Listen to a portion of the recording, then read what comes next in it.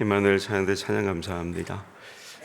대강절 두 번째 주일입니다. 변함없이 예배의 자리를 지켜주셔서 진심으로 감사합니다.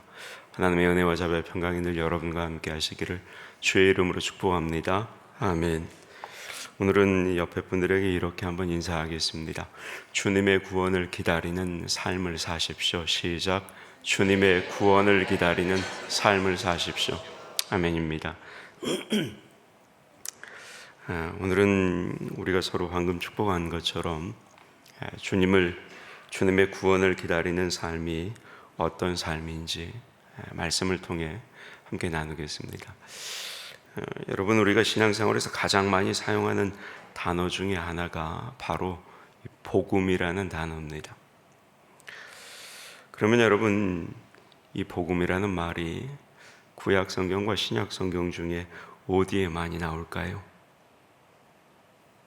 어디에 많이 나올까요? 맞습니다. 신약이 많이 나옵니다. 그러나 구약에도 이 복음이라는 뜻을 가진 단어가 나오는데, 구약에서는 하나님의 구원이 오는 것, 이것을 복음이라고 합니다. 하나님의 구원이 오는 것. 물론 신약에서도 이 복음이라는 말은 주로 이런 의미로 사용이 됩니다.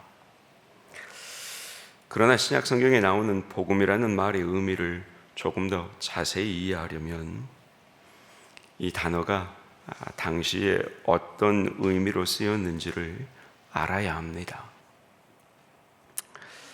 당시에 이제 일반 사람들이 이 복음이라는 말을 사용하던 중요한 경우는 두 가지입니다. 하나는 전쟁에서 이겼다는 소식을 복음이라고 했습니다. 그렇죠. 옛날에는 전쟁에서 이겼다는 것만큼 좋은 소식은 없었습니다. 그리고 다른 하나는 왕이 온다는 소식을 복음이라고 했습니다. 그런데 왕이 오는 것도 두 가지 모습입니다. 하나는 왕이 세상에 태어나는 것이고, 다른 하나는 왕이 특정 지역을 방문하는 겁니다. 이 중에 왕이 태어난다는 것은 왕이 될 왕자가 태어난다는 뜻이겠죠. 그리고 곧 이것은 위대한 지도자가 나라에 나타나서 그 나라에 행복을 줄 거라는 그런 의미에서 이제는 복음이었습니다. 뿐만 아닙니다. 왕실의 왕자가 태어나는 것은 어때요? 큰 경사죠. 그래서 왕실의 왕자가 태어나면 나라에서는 백성들에게 여러 가지 은혜를 베풀었습니다. 예를 들어서 특사를 통해서 많은 사람이 감옥에서 풀려나 자유를 얻기도 했습니다. 그러니까 이제 이런 의미에서 왕자의 탄생은 당시에도 큰 복음이었습니다. 그렇다면 왕이 방문하는 것은 어떨까요? 우리나라처럼 크지 않는 나라에서도 옛날에 왕이 어느 마을을 방문하면 그 마을은 임금이 행차했다고 보통 영광이 아니었습니다. 또한 왕이 방문하면 그 마을은 큰 은혜를 입기도 합니다. 마을에서 칭찬받는 사람들에게 상을 주기도 하고, 또 마을이 풀 수 없었던 여러 가지 애로사항을 왕이 직접 해결해 주기도 했습니다. 그런데 여러분, 이런 왕의 방문이 로마 제국처럼 큰 나라에서 일어났다고 생각해 보세요. 어떻게 생각하겠습니까? 그러니까 왕이 한번 내가 사는 지역에 방문한다는 것, 그것은 그야말로 말할 수 없는 큰 영광이고 기쁨의 소식이었다는 겁니다. 따라서 여러분, 이 같은 당시의 복음의 의미에서 비춰볼 때 우리 기독교의 복음 역시 하나님의 구원이 왔다는 소식이면서도, 하나님의 구원이 왔다는 것은 동시에 사단의 세력을 물리쳤다는 승리의 소식이기도 한 겁니다. 아울러 그때 당시에 당대인들의 개념대로 하나님께서 우리에게 오셨다는 소식이기도 합니다. 따라서 하나님의 아들이 우리를 구원하시기 위해 탄생하신 것도 복음이 되는 것이고, 왕자의 탄생처럼 하나님의 아들을 통해서 하나님께서 우리에게 권능으로 오셔서 임마누엘이 되어주신 것, 하나님이 내 삶에 방문해 주셨다는 것, 그런 의미에서도 복음이 되는 겁니다. 그러면 여러분, 만약에 이런 왕이 여기 앉아있는 우리에게 온다면 우리는 어떻게 해야 할까요? 왕을 맞이할 준비를 해야겠죠. 오는 길도 정비해야 하고, 또 그동안 잘못되어 있었던 여러 가지의 모습들도 바로 잡아야 왕의 방문을 맞이할 수 있는 겁니다. 오늘 본문 말씀은 세례 요한이 예수님께서 오신다는 것을 예언하는 말씀입니다. 그런데 이 말씀도 이런 모습에 비추어 보면 이스라엘 백성들에게 하나님의 아들을 맞이할 준비를 하라, 그 내용을 선포하는 말씀입니다. 그리고 이렇게 하나님의 아들이 오시는 것을 맞이할 준비를 하라는 이 세례 요한의 선포는 여러분, 우리에게 두 가지를 가르칩니다. 하나는 세례 요한 당시에 이스라엘 백성들이 예수님의 초림을 예비해야 한다는 겁니다. 왜요? 이때 당시에는 아직 예수님이 오시지 않았다 이렇게 생각했으니까, 메시아가. 당시 이 강대국 로마 제국의 치하에서 비참하게 살던 이 이스라엘은 처절하게 메시아를 기다리고 있었습니다. 그때 이제 세례 요한은 그 메시아가 이제 곧 오실 것이니 맞이할 준비를 너희가 해야 한다, 이걸 선포하는 겁니다. 그런데 여러분, 만약에 세례 요한의 선포가 이런 뜻뿐이라면 사실 오늘날 여기 앉아있는 우리에게는 그렇게 큰 의미가 없는 겁니다. 왜? 여기 앉아있는 우리에게는 이미 예수님이 오셨기 때문입니다. 따라서 여러분, 이 말씀은 우리에게 또 다른 의미가 있겠죠. 그게 뭐냐? 지난주에 나눴던 말씀처럼 그것은 다시 오실 예수님을 맞이할 준비를 하라는 겁니다. 주님의 재림을 준비하라는 거예요. 여러분, 예수님이 재림하시는 것도 복음입니다. 왜요?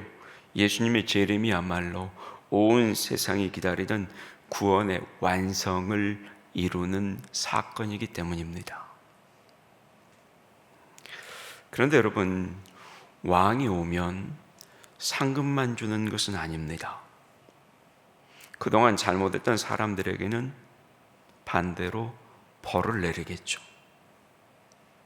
마찬가지로 예수님이 재림하실 때도 구원과 상급만 있는 것은 아닙니다. 그동안 잘못을 저지른 사람들에게는 무서운 심판이 있는 겁니다. 특히 예수님을 섬기지 않던 사람들에게는 무서운 심판이 있겠습니다. 요즘 우리가 새벽에 계시록 묵상하지 않아요? 그 계시록의 말씀을 통해서도 우리가 동일하게 확인하는 겁니다. 따라서 여러분, 지난주일에 말씀드렸듯이 예수님의 오심을 예비하는 것은 기쁘고 즐거운 마음으로만 하는 것이 아닙니다. 두려운 마음으로 최선을 다해서 준비하는 겁니다. 그리고 여러분, 이것이 우리가 지금 보내고 있는 이 대강절의 의미이기도 합니다. 이제 이 대강절이 지나면 여러분, 아기 예수님 이 땅에 태어나신 성탄절을 맞이합니다. 따라서 여러분, 우리는 이 성탄절을 바른 자세로 맞이할 준비를 하면서 아울러 다시 재림하실 주님을 맞이할 자세도 따라서 재정비해야 하는 겁니다. 그러면 어떻게 재정비해야 할까요? 본문은 크게 두 가지 내용으로 이것을 우리에게 가르칩니다. 하나는 뭐냐? 세례 요한이 인용했던 이사야서의 말씀이고, 다른 하나는 사람들이 세례 요한에게 무엇을 해야 하느냐고 물었을 때 세례 요한이 대답했던 내용입니다. 자, 먼저는 그러면 이사야서를 인용한 오늘 본문 4절의 말씀을 한번 보시게요. 4절에 뭐라고 합니까? 주님을 맞이하기 위해서는 길을 곧게 하라고 말씀합니다. 길을 곧게 하라. 여러분, 이게 무슨 뜻일까요? 본문은 지금 세례 요한이 회개의 세례를 전파하는 것이 바로 길을 곧게 하라는 이 이사야 말씀을 성취하는 것이다. 이걸 가르쳐 주고 있는 겁니다. 따라서 여러분, 길을 곧게 하는 것은 다름 아니라 사람들이 뭐 하는 거예요? 길을 곧게 하는 것은 사람들이 곧 회개하는 겁니다.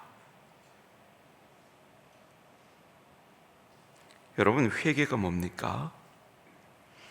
회개라는 말의 원래 뜻은 돌아온다는 뜻입니다.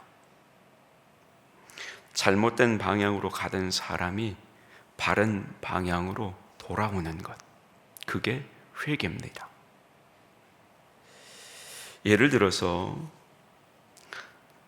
지금 우리나라에서는 뭐 이런 모습을 찾아볼 수 없지만, 예를 들어 대통령이 국회에서 연설을 하는 경우가 있죠.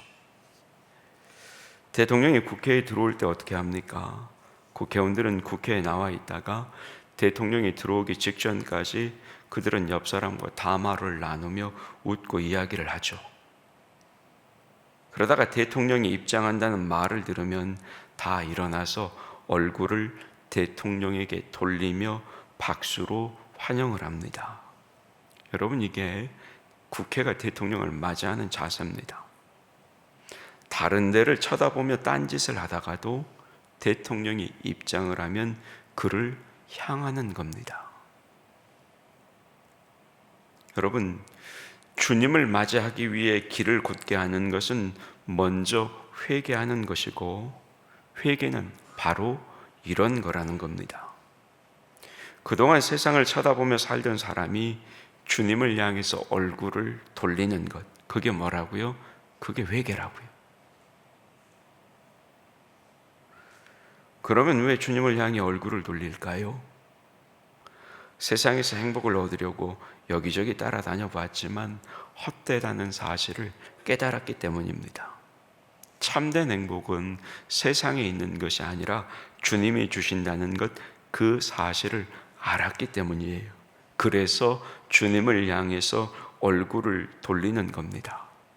따라서 여러분, 주님께 얼굴을 돌린다는 것은 주님의 은혜와 주님의 구원을 얻기 위해서 돌리는 겁니다.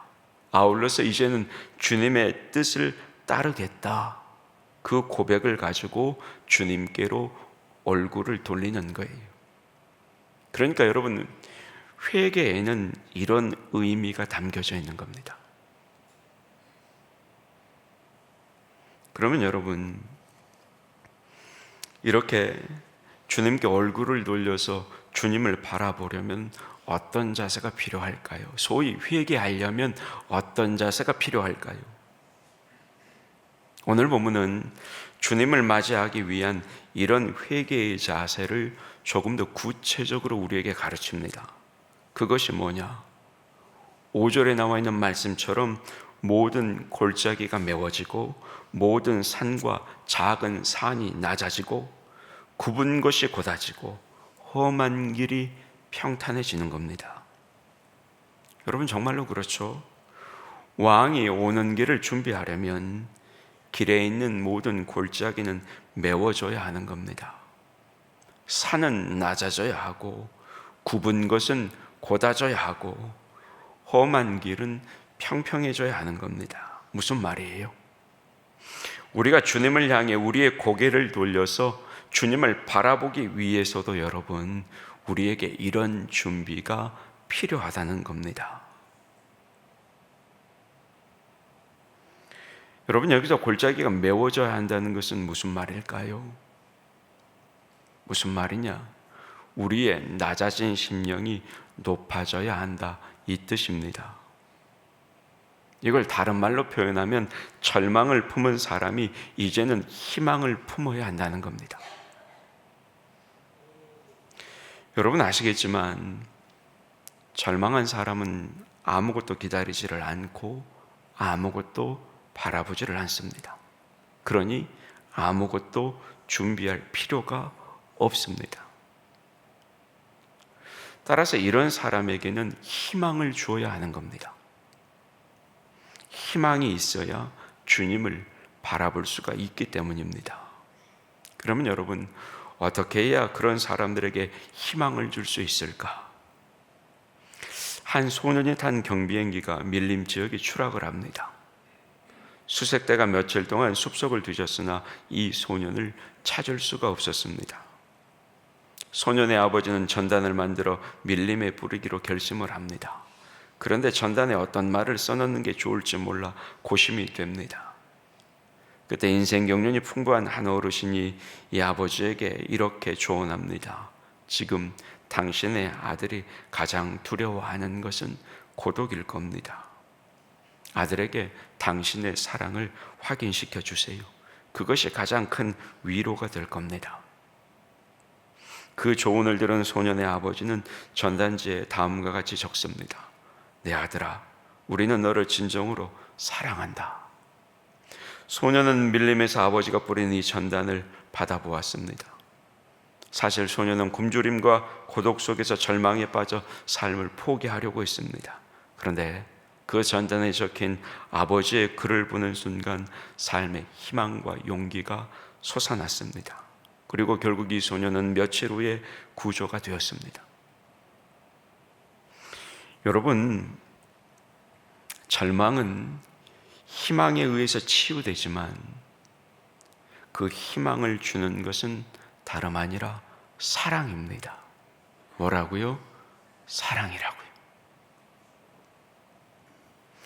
따라서 어떠한 절망에 빠져 있는 사람도 하나님께서 자기를 사랑한다는 것을 알게 되면 그 같은 절망 속에서도 헤어나올 수가 있는 겁니다.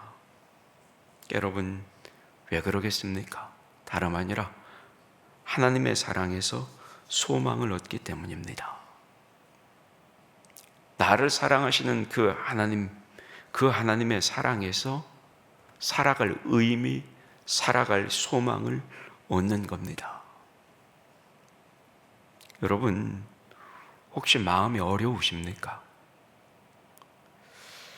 여러분 혹시 건강이 나빠져 우울하십니까?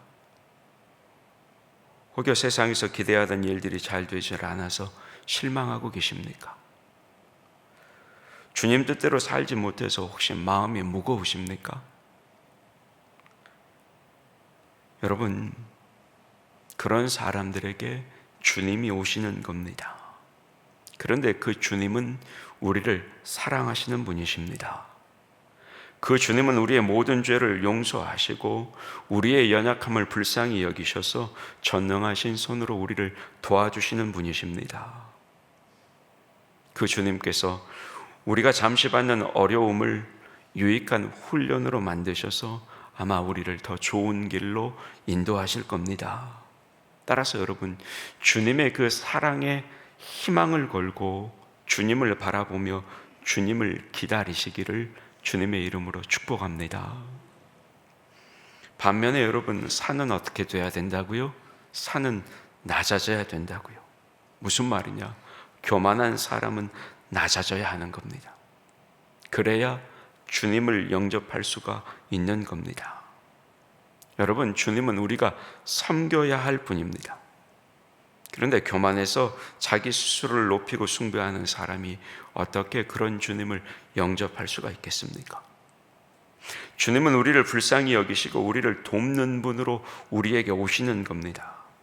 그런데 교만해가지고 스스로 만족하며 도움을 필요로 하지 않는 사람이 어떻게 주님을 영접할 수가 있겠냐고요.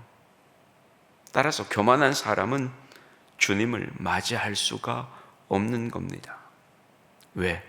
그런 사람은 주님을 바라보지도 않고 주님을 기다리지도 않기 때문입니다.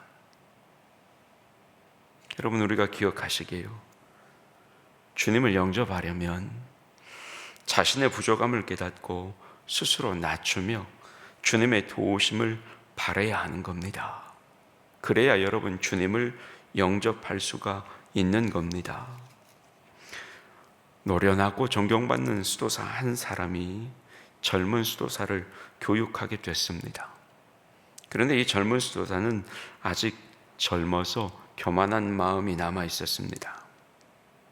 이 교만을 고쳐줘야겠다 생각한 노련한 수도사는 젊은 이 수도사를 데리고 밭에 나가서 아주 딱딱하게 굳은 흙덩어리를 찾았습니다.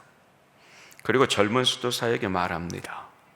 여보게, 여기 물 좀 부어보게. 젊은 수도사가 물을 부었습니다.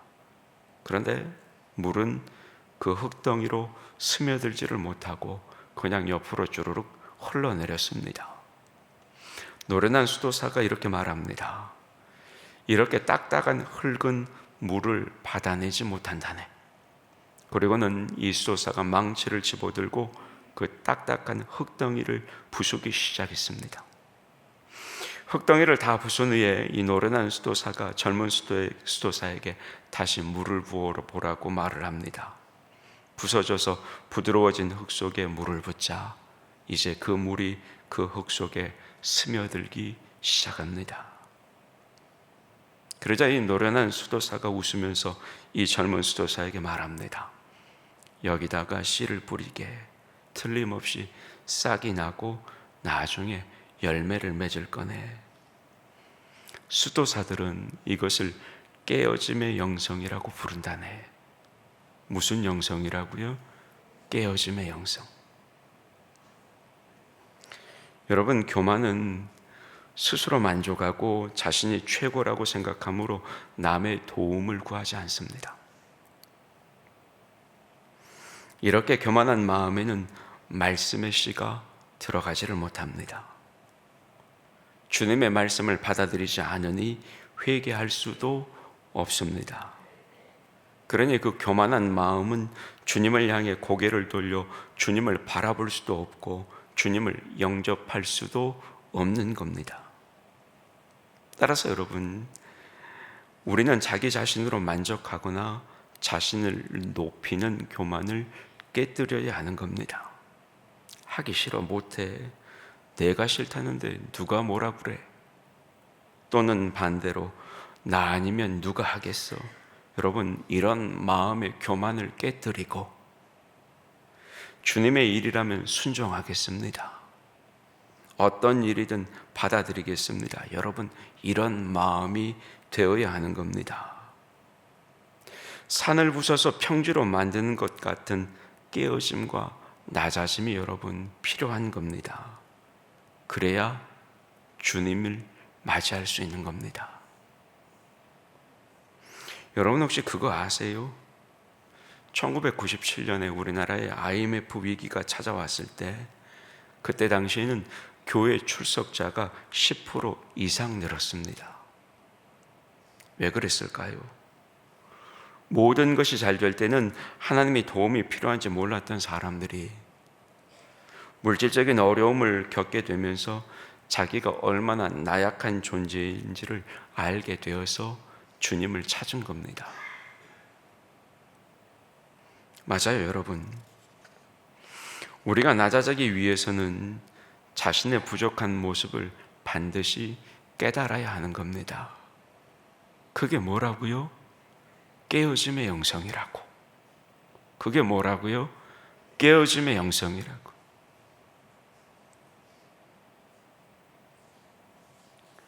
여러분, 우리가 얼마나 부족한 존재인지 잘 아시잖아요. 우리의 생명은 영원하지 않아요. 오늘 이렇게 우리가 함께 예배를 드려도 어쩌면 내일이 되면 이곳에 함께 있는 누군가의 부고를 들을 수도 있는 겁니다. 그래서 야고보서는 우리를 잠깐 보이다가 사라지는 안개라고 말씀하는 겁니다. 여러분은 여러분의 건강을 자신할 수 있으세요? 여러분의 몸은 어떤 사고에도 끄떡없을 만큼 튼튼하십니까? 여러분의 정신은 사랑하는 사람이 갑자기 죽어도 끄떡없을 만큼 강이 나시냐고요? 사실 우리는 그렇지 못해요. 다치고 흔들리고 아픕니다. 이렇게 연약하고 나약한 존재가 바로 여러분 우리라고요. 따라서 여러분, 우리는 우리 자신이 이렇게 부족한 존재라는 사실을 반드시 깨달아야 하는 겁니다. 말로만 깨닫지 말고 진심으로 깨달아야 되는 거예요. 깨달은 사람은 다른 말 안 하겠죠.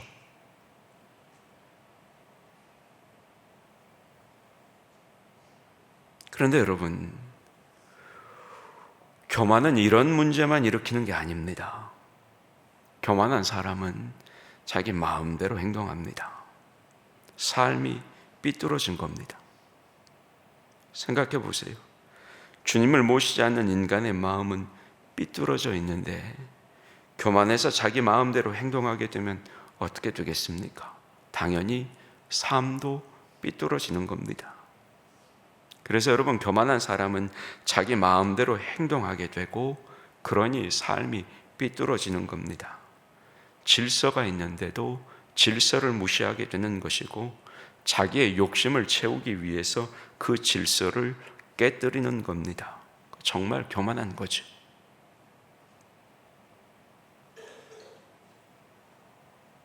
죄송합니다만 자금의 이 나라가 이런 모습 아닙니까? 그놈의 무지간, 죄송합니다. 그놈의 무식한 교만 때문에 나라가 이 모양이 꼴이요.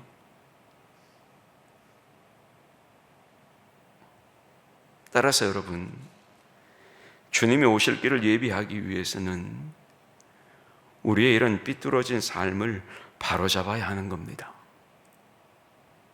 그래서 본문은 굽은 것이 곧아져야 한다, 이렇게 말씀하는 겁니다. 여러분, 명심 좀 하시게요. 명심 좀 해. 교만한 사람은 주님을 바라볼 수도 없고 삐뚤어진 삶을 바로잡지도 못하는 겁니다. 그래서 결국 교만한 사람은 주님을 영접할 수가 없는 겁니다. 성령께서 우리의 교만을 태워주시기를 소망합니다. 그리고 이런 교만에 있어서 우리가 특별히 유의할 것이 있는데 그것이 뭐냐? 바로 사람 앞에서 교만하면 하나님 앞에서도 교만해진다는 겁니다. 여러분, 교만은 한번 잘난 척하는 행동이 아니에요. 잘 들으세요.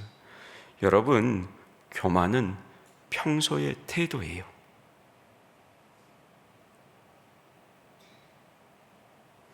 그러니까 사람 앞에서 교만해진 사람은 하나님 앞에서도 교만한 자세를 가지게 되는 겁니다. 그래서 가장 이상한 태도가 뭔 줄 아세요? 그게 영적 교만이에요. 여러분, 영적으로 신앙적으로 훌륭한 자세는 뭐예요? 하나님을 잘 믿는 것이고 따라서 하나님 앞에서 겸손한 거 아닙니까? 그런데 자기가 남보다 영적으로 낫다고 생각하며 사람 앞에서 교만해지면 여러분, 하나님 앞에서도 자기가 부족하지 않다라고 생각하게 되는 겁니다. 하나님 앞에서 교만해지는 거죠. 그리고 이렇게 되면 그 사람은 영적으로 가장 비천하고 비참한 사람이 되는 겁니다.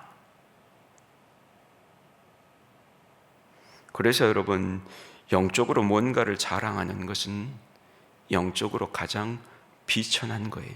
비참하고. 근데 그걸 몰라. 그걸 모른다고.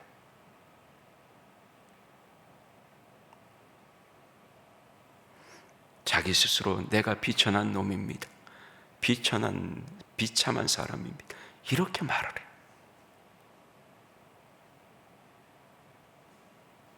그러지 마세요.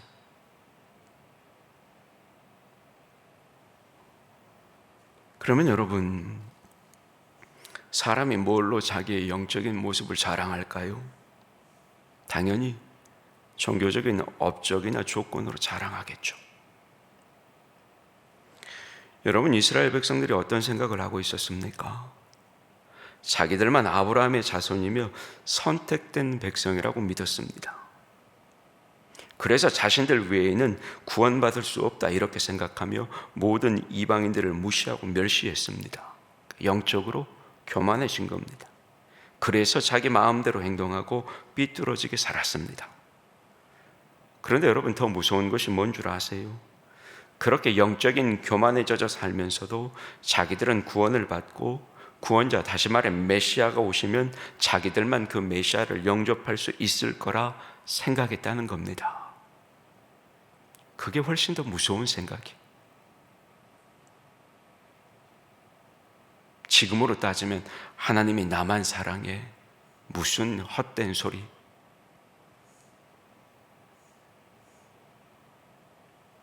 그래서 세로 요한이 이런 그들의 교만을 꾸짖었던 겁니다. 뭐라고?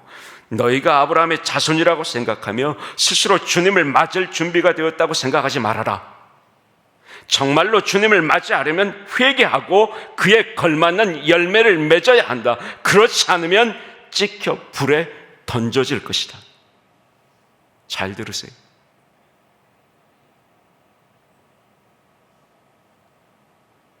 무슨 말입니까? 영적으로든 육적으로든 세상적으로든 모든 교만을 깨버리고 겸손한 마음으로 주님을 맞이할 준비를 하라, 이 말 아니에요. 이 말 아닙니까? 왜 들으면서도 몰라요?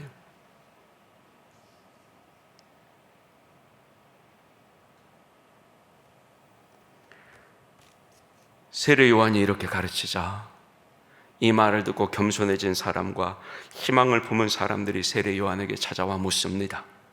우리가 무엇을 하리이까? 우리가 어떻게 하면 되겠습니까? 이에 대해 세례 요한이 이렇게 답변합니다. 본문 11절입니다. 대답하여 이르되 옷 2벌 있는 자는 옷 없는 자에게 나눠줄 것이요 먹을 것이 있는 자도 그렇게 할 것이니라 하고. 여러분, 이게 무슨 말입니까? 다름 아닌 이웃에게 사랑을 베풀라는 겁니다. 자신들의 교만한 모습들을 돌아보고 거기에서 오는 세상의 욕심을 내려놓고 자신의 것을 통해서 이웃에게 사랑을 베풀라는 겁니다. 그리고 이러한 세례 요한의 가르침은 여러분, 여기 앉아있는 우리에게도 한 가지 가르침을 주는 겁니다. 그게 뭐냐? 우리에게 모든 사람이 잘 살 수 있도록 도와야 한다. 이 가르침을 주는 겁니다. 이것이 여러분 바로 세례 요한이 인용했던 이사야의 말씀, 낮은 자를 높이고 높은 자를 낮추는 모습이라는 겁니다. 주님 앞에서 영적으로만 교만해지는 것이 아니라, 영적으로만 겸손해지는 것이 아니라 실제의 삶에서도 내가 가지고 있는 것을 나누면서 나는 낮아지고 이웃은 높아져서 나와 이웃이 균등해지는 그 모습, 그 모습의 삶을 살라는 겁니다.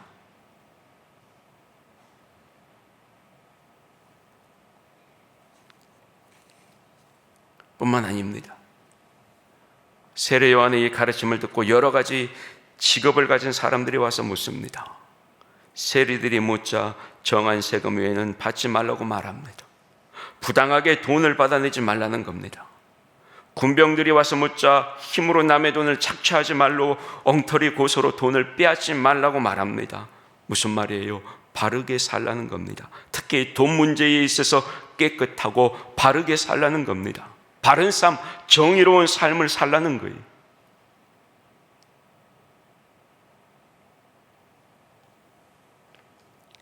그리고 여러분, 이러한 세례 요한의 가르침들을 정리하면 2가지입니다. 하나는 사랑이고 하나는 정의를 실천하라는 겁니다. 사랑과 정의를 실천하는 것, 그것이 주님의 구원을 기다리는 삶이라는 겁니다. 따라서 여러분, 대강절을 보내면서 우리가 예수님을 맞이하기 위해 특별히 준비해야 할 것은 3가지입니다. 다시 말해서 주님의 구원을 기다리는 삶이 바로 이런 거라는 겁니다. 다시 오실 주님을 모시기 위해서 우리가 재정비해야 할 모습이 이런 거라는 겁니다. 먼저는 어떤 어려움이 있더라도 그 속에서도 좌절하지 말고 하나님이 우리를 사랑하신다는 것을 믿고 소망을 가져야 한다는 겁니다. 이게 첫 번째. 여러분, 성탄절은 하나님의 사랑을 가장 잘 보여주는 사랑의 사건입니다.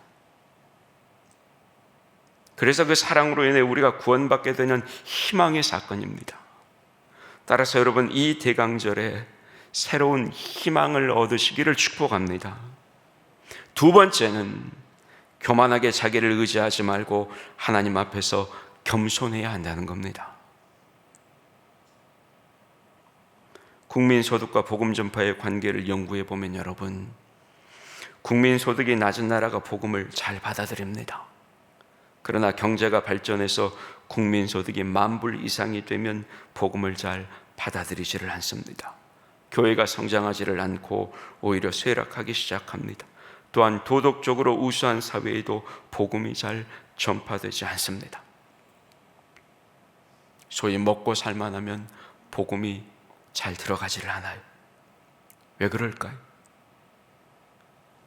이 모두가 다 교만 때문입니다.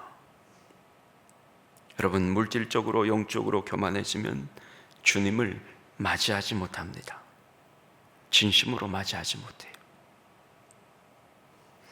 따라서 우리가 무엇을 가지고 있든지, 그것이 명예든 물질이든 혹은 어떤 종교적인 업적이든지 간에 그런 것을 의지하지 말고 겸손히 주님의 은혜만을 사모해야 하는 겁니다.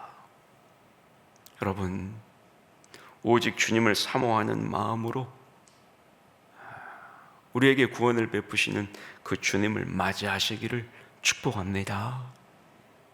마지막 세 번째는 교만에서 오는 악한 삶을 버리고 겸손한 자세로 하나님의 뜻을 따라 살아야 한다는 겁니다. 그러면 여러분, 하나님 뜻대로 사는 게 뭐예요? 이웃에게 사랑을 베푸는 것, 그리고 아까 말씀드린 것처럼 바르게 사는 겁니다. 특별히 물질의 문제에 대해서.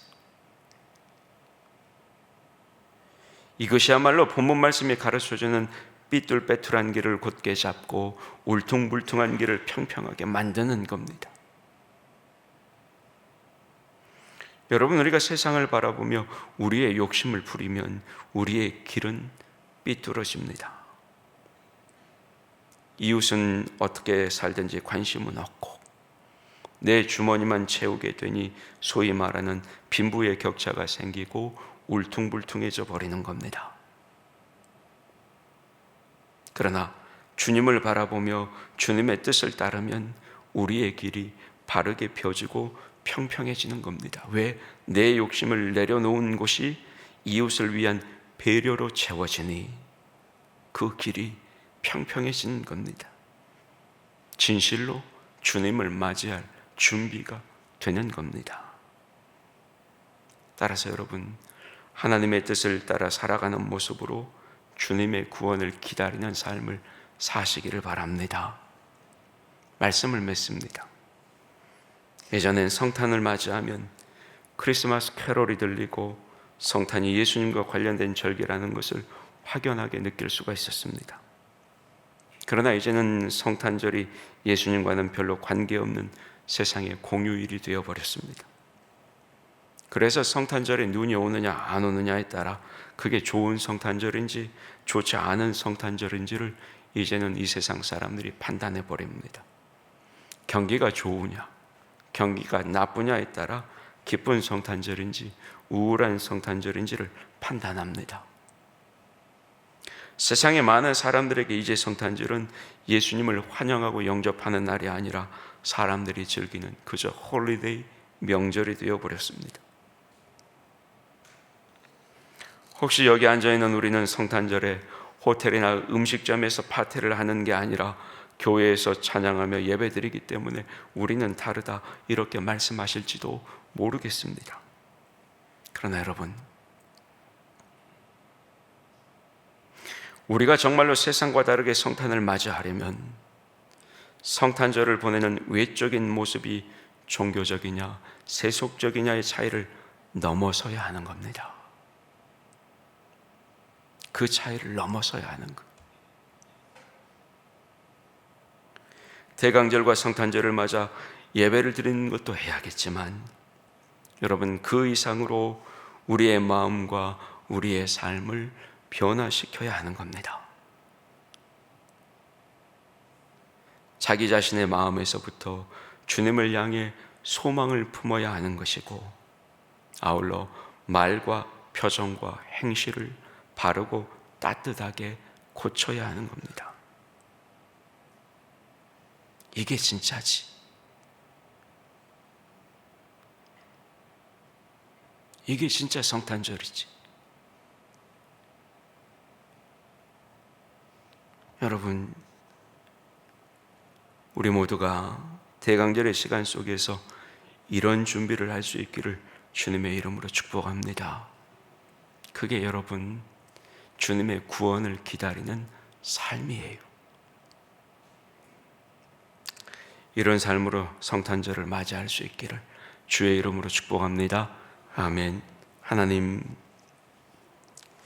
대강절 두 번째 주일입니다. 주님의 구원을 기다리는 우리의 모습은 어떻습니까? 과연 왕이신 주님을 맞이할 준비는 되어 있을까요? 하나님, 기도합니다. 어떤 상황 속에서도 좌절하지 않고 하나님의 사랑 가운데 소망을 품고 주님을 맞이하게 하여 주시옵소서. 교만한 모습을 버리고 겸손한 모습으로 주님을 맞이하게 하여 주시옵소서. 또한 겸손함으로 하나님의 뜻을 쫓아 이웃을 사랑하는 삶, 나누는 삶, 흘려보내는 삶, 이런 삶을 통해 주님의 구원을 기다리는 삶을 완성하게 하여 주시옵소서. 온전한 구원을 위해 다시 오실 우리의 왕이신 예수님의 이름으로 기도하옵나이다. 아멘.